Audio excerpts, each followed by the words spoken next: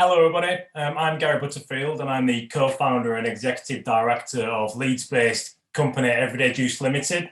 Now, today we're going to do a bit of a whistle-stop tour on who we are, where we've come from, one of our big projects we're working on at the moment, and our future plans as a company. So I'm going to share my screen in 2 seconds. I've got a couple of slides to share, but I'm not going to go mad. And I'm going to try and rattle through these so we can do better Q&A. So first of all, we as a company believe that everyone has the right to be healthy and happy at work, connected to a community of people that want to make a positive impact on themselves and their workplace.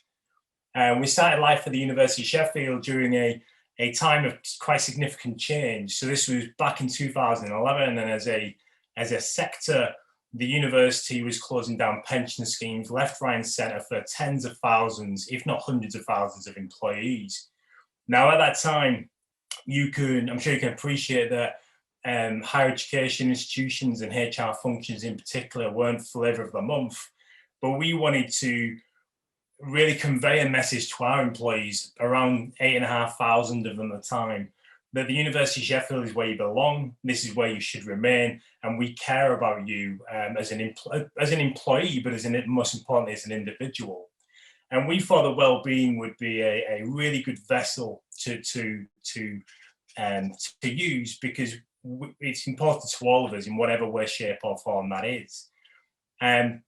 Now, to start, we reviewed what the wellbeing proposition for was at the University of Sheffield, and we realised that there was loads of stuff going on, but it was incredibly disparate. It was located in various different places, whether it be the EAP, HR, sports department, anywhere else. It was really hard to navigate. We also, because of that, it was hard to communicate, because you communicate in various different places. And we knew that we wanted our proposition to organically grow and diversify, but we knew that eventually, due to resource constraints as a part of a small team, we would eventually become a victim of his own success, where we just couldn't manage it anymore. So what we did is we launched what would be called Juice in 2012. We brought that disparate offer into one place, made it really, really easy for employees to access health and wellbeing services. Because it was only in one place, it's incredibly simple to communicate, and that growth problem that we foresaw, we automated as much as we possibly could, and we continue to do so to present day, so that we didn't have to spend our time managing spreadsheets, emails, confirming bookings, seeking feedback, all this type of stuff. Juice would do that all for us, meaning we could spend our time doing what's more important, getting out and talking to employees across the organisation and finding out what well-being meant to them. Now, the true fundamental principle to Juice is social well-being, about trying to bring people together to share common experiences and common purpose. And we did that through various interventions at the university, but what was most impactful is we enabled and actively brought people together to share their talents, hobbies, and interests with other colleagues. And we did loads of things like through that. So we've done sword dancing, colouring sessions. We've had Strictly Come Dancing courses and guide dog puppy walks. The examples are endless, really. And we had a really big impact at the university for it. Now, over the years, we won loads of awards. We were shortlisted for various. We won the Sunday Times Top 100 Wellbeing Award against some big, massive companies in 2016, which was awesome. Loads of wine was drunk. But what was most important for us is what employees were saying. So the feedback we were getting about activities and events, but about Juice in particular as a concept. And genuinely changed people's lives, and we're incredibly proud of that. Now, over those years, so 2012 to 2015-ish, we were presenting at conferences all around the country across different sectors about what we'd done at the university, thinking that these issues were unique to us. But it soon became apparent that they weren't unique to Sheffield at all. They were, most big organisations were having these exact same issues. And they basically said, look, we really like what you've done here. Will you come and help us? So yeah, of course we will. So there was evidently a commercial opportunity there. So we span out of our own HR function, which is in itself is a story, and that's quite unusual for a HR function. Span out of that into a subsidiary in 2015, and then we left the university subsidiary group in 2019, and we're now a completely separate, independent organisation. And what we do is we bring our learning and our IT asset through Juice, take it to other organisations, and we help them to overcome those three big barriers: communication, navigation, and the administration of the services. And we, as a bit of a company ethos, we believe in people, planet, and prosperity, which is the triple bottom line. We can discuss that in a broader view later on. Now, to give you a bit of an idea of one of our projects, so we usually work with organisations on an individual level, but the NHS is a vast beast of an organisation, with hundreds of thousands, with thousands of different organisations all under the same banner. Now, I've had the opportunity to speak to HR directors and wellbeing leads, throughout the 10 years since 9-10 years since we launched Juice originally in the university, and I'm always left inspired by the amount of work that colleagues are doing in this area. But they have the exact same barriers that we had, so communication, navigation, and administration. But there are some more NHS specific issues which employees face, which we didn't. And to name but a few, we've got some very busy people doing some very long shifts. They can't engage with wellbeing services during work. A lot of people travel from various different distances to get to work. To use my sister an example, who works in the NHS in Leeds, she's got 2 very young kids. Her and her partner look after those morning and night. She gets the bus to work, which is an hour each way. She can't engage in services after work. And I thought, wouldn't it be awesome if there was one central location for the NHS where all these organisations will pull their relevant provision together so that colleagues from wherever they are can access health and wellbeing provision when and where they need it. So my sister in that example, if she has an extra half an hour of work, she can go and engage in something local to the workplace at LGI. If she can't do that, she finds she has time at home, she can access it in Bradford where she lives. If she goes to a secondment in London, she can access it there. She can access it in Edinburgh, she goes away on a weekend away. But because she's part of this NHS community, this family, and her employer is part of the cooperative, we can share that opportunity across each other's employees. So massive project, big idea, and when you look at how you do that, it's a minefield with so many different organisations within that. Now, I'm delighted that we launched the NHS Cooperative late last year, with 3 London-based trusts who are currently pooling that wellbeing provision together. It's going well. It's early days, and we're in the middle of a pandemic, so a lot of NHS employees don't have a lot of time to access this kind of support. But the feedback that we're getting and the engagement in it is positive and is growing sort of month on month, which is great. But we're keen to grow. We're keen to expand so that eventually, shoot for the moon and all that. We have a proposition which is accessible from anywhere, every nook and cranny of it across the UK. So to go on to our goals, so our current market of employees, let's say, is around 15,000. So across those 3 organisations, so they're fairly sizable employers. But we're in early discussion with NHS England about rolling this out across the entire region, which is 37 NHS trusts, to the tune of around 270,000 people, which is awesome. And we're also in discussion with two of the other regions for NHS England as well. There's 7 in total. So growth there looks really positive. And the NHS has written this type of work into their long-term and short-term plans, written before and during the pandemic. As a company, our goal, we obviously want to grow. We want to build our proposition both with the NHS, but with individual employers as well.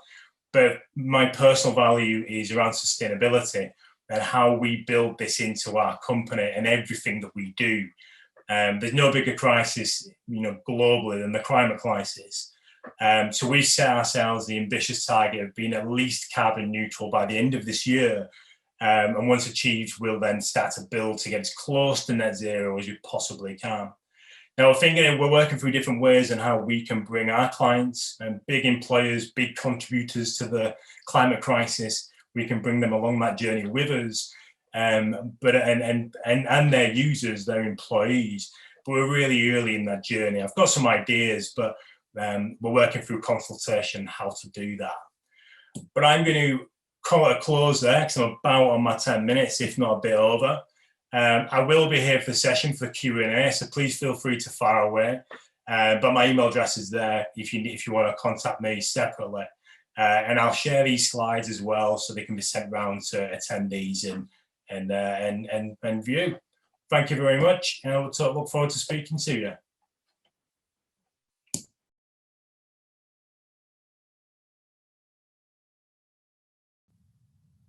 Thanks, Gary. That's a great story, and it's good to hear a success story from this part of the world, working in health, data, future of work, all of those things all mixed into one in a digital business. So I've got a couple of questions. We've got some stuff coming through in the chat.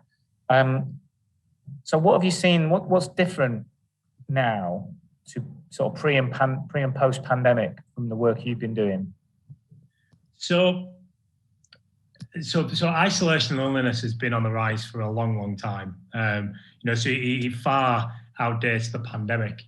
And I think that it's always been a growing issue that people have seen, but they've focused on other elements of well-being. Now, the pandemic has really thrown into the spotlight social well-being, because a lot of us are working from home, and we're not getting those regular interactions face to face anymore. For the most part. And it's really thrown social well-being into the spotlight. And I think it's really interesting that we've never been more connected through technologies than we are now, but isolation and loneliness is still on the rise and on a sharper upward trajectory now. So that's where I think the COVID has really had a massive impact in social well-being. And organisations are starting to address this and look at that much more proactively about creating communities within an organisation. And I think it's a really positive, one of few positive outcomes from the pandemic will be this social well-being agenda.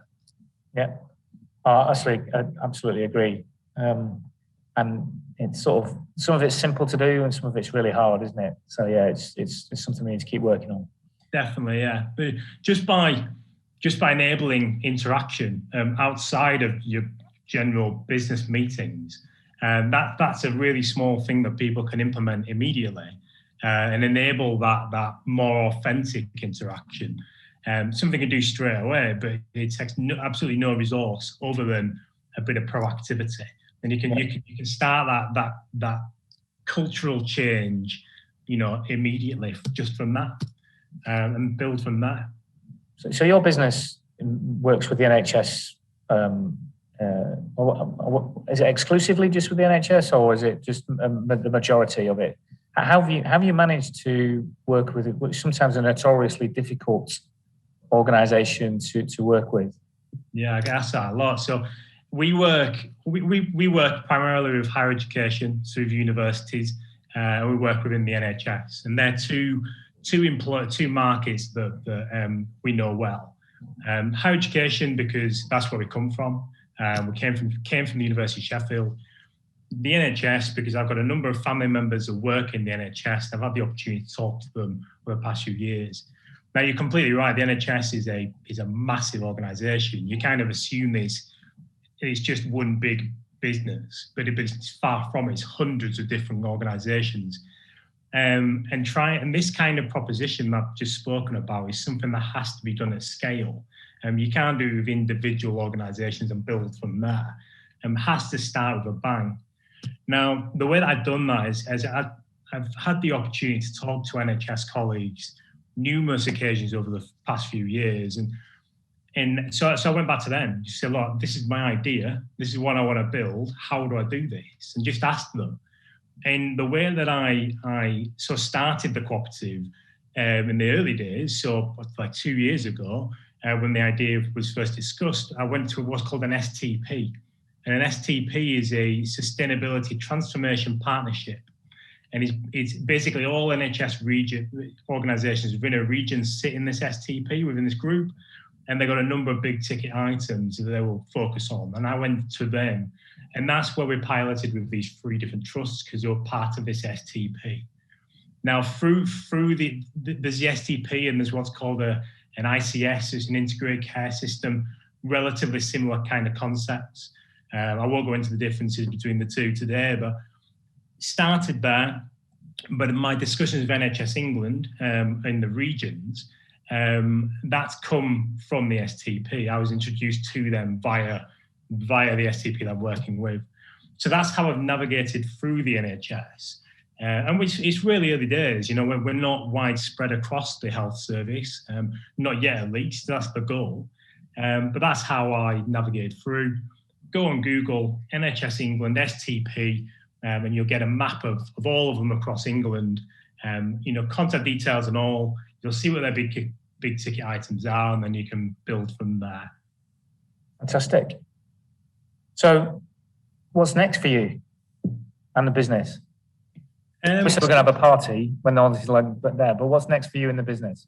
So the first thing we want to launch into the regions in NHS England. For the cooperative, I see a lot of value in well-being for NHS employees. They need it, and hopefully we can be not the complete solution, but part of that solution to support them people. So that's our